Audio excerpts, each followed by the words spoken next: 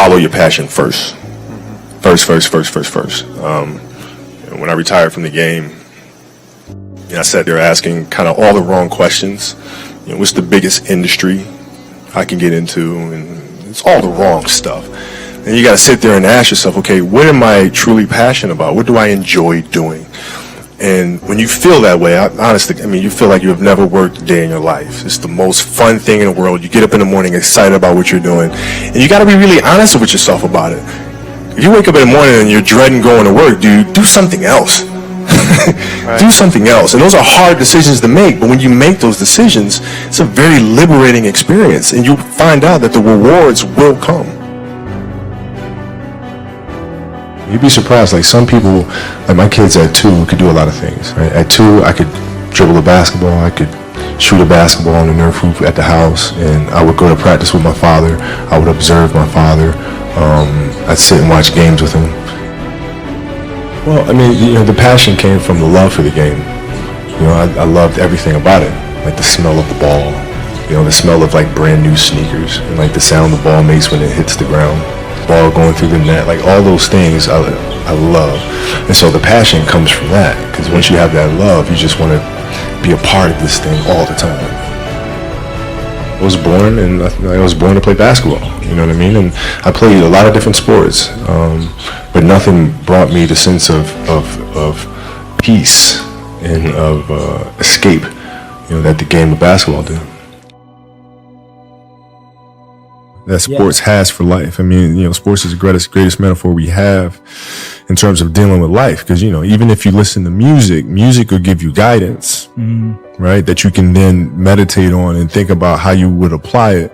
In sports, you have to apply it in the here and now. You're faced with challenges moment to moment. You're faced with pressures and anxiety and communication or the lack thereof and all this other stuff. Like, it's in the moment. So you have to live it. And when you practice those things, you become better at it. But I just feel like in this day and age, our children have become less imaginative about how to problem solve, and parents and coaches have become more directive in trying to mandate or give orders or teach kids how to think and teach kids how to behave and tell them how to behave versus teaching them how to behave. Basketball for me was the most important thing. So everything I saw, whether it was TV shows, whether it was books I read, people I talked to, everything was done to try to learn how to become a better basketball player. Everything. And so when you have that point of view, then literally the world becomes your library to help you to become better at your craft.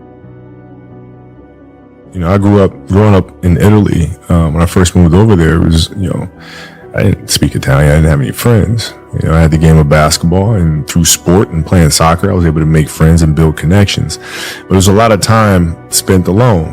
And when I came back to the States, I wasn't the most athletic kid. I was really scrawny, like really, really skinny, and had like major knee issues because I was growing. So I was the dorky kid with high socks and big old knee pads.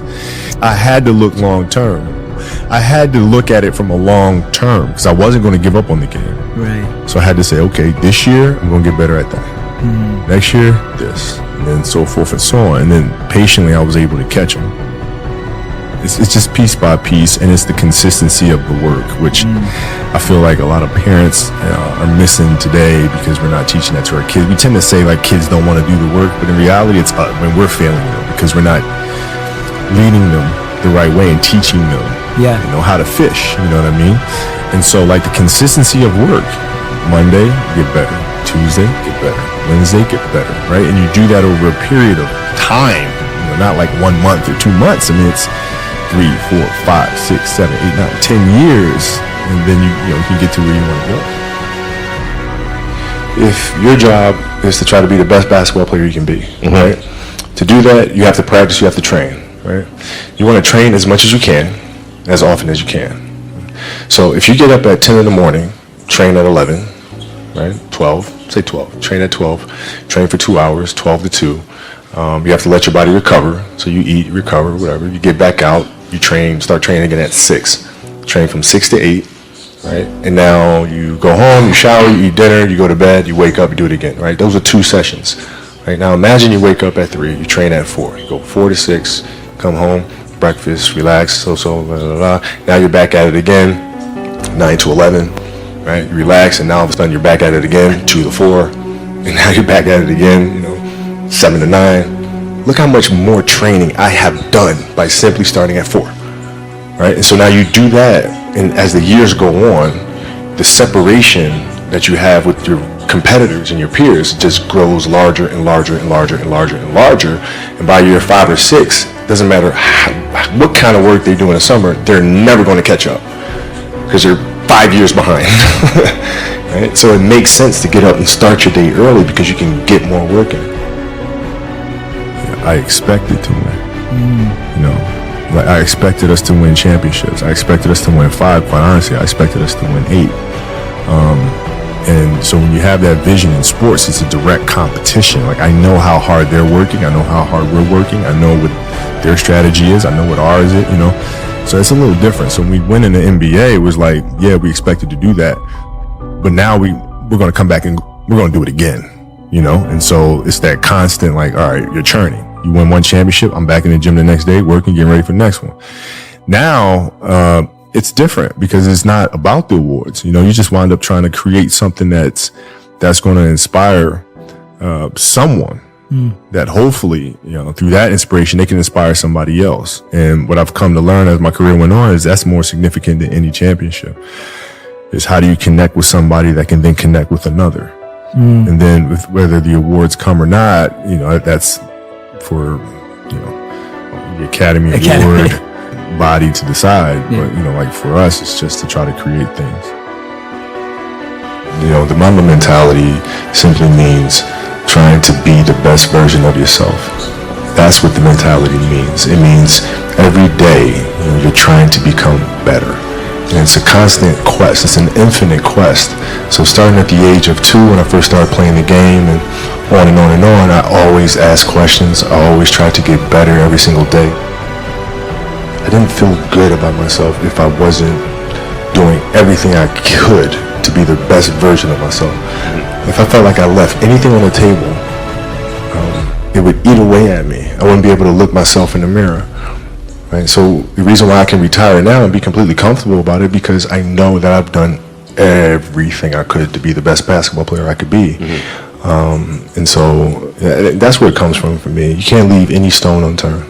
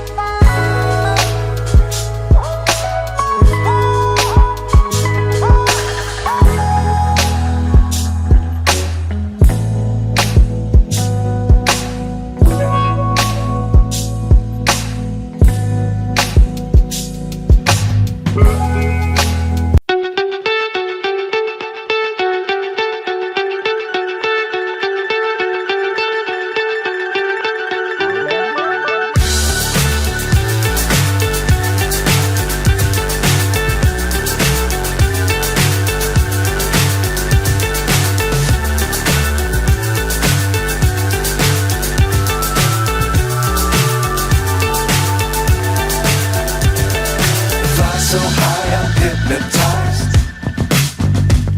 What's up is down, what's left is right. Chasing stars and holding you.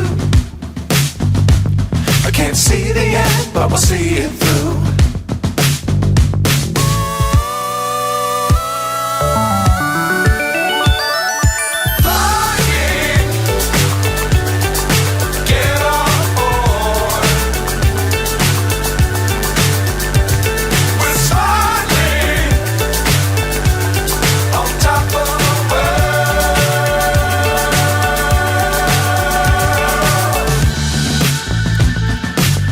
Times don't fly too high.